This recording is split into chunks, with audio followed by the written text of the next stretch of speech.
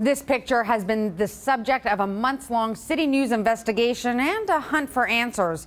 This is an inmate inside Toronto South Detention Centre, and as you can see, he is feasting on steak on the bone, what appears to be lobster, and, well, look here, he's holding an iPhone. Now, the publication ban prevents us from identifying the inmate, but we've learned he's an alleged gang leader charged with multiple counts of murder and attempted murder.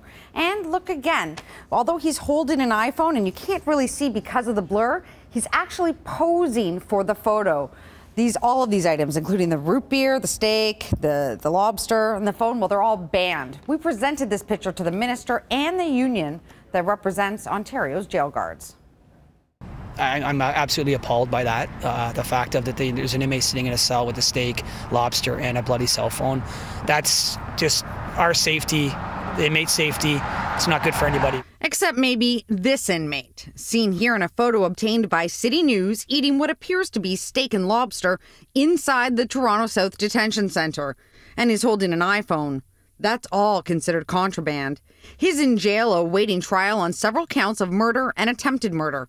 Police allege he is the head of a gang. That's an inside job, obviously, that someone with the ability to go through security unstopped is delivering that surf and turf and the big bottle of Barks root beer and the cell phone to that individual. Kevin Egan has filed several lawsuits against the province on behalf of inmates and the conditions at Ontario's correctional institutes. He says because staff aren't searched going into and out of jails, there's ample opportunity for contraband to make its way in. It's an obvious opportunity to make some money or to help a friend or whatever the motivation might be. According to the Ministry of Correctional Services, between August and October, staff at Toronto South confiscated contraband on 80 separate occasions, despite the introduction of body scanners several years ago.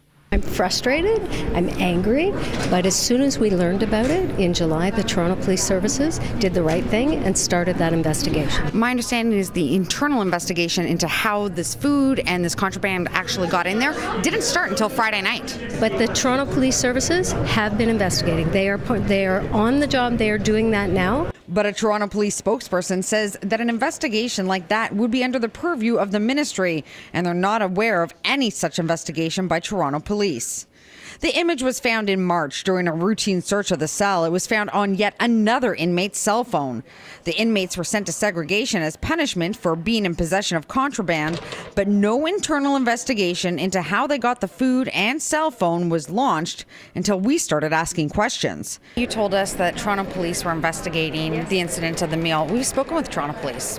They literally say if the pick was taken from jail, then it's under the purview of the Ministry of Community Safety and Correctional Services. Nobody's aware of any such investigation. So I can double check that, but my understanding is that we initiated an internal investigation on the correction side, and then we gave the information to Toronto Police Services. But I will absolutely confirm it and let you know by the end of the day. And she hasn't. We also reached out to the Ministry of Corrections, not just today, but also yesterday. We've yet to hear back from them, but we'll continue to press for answers and find out who's ultimately accountable.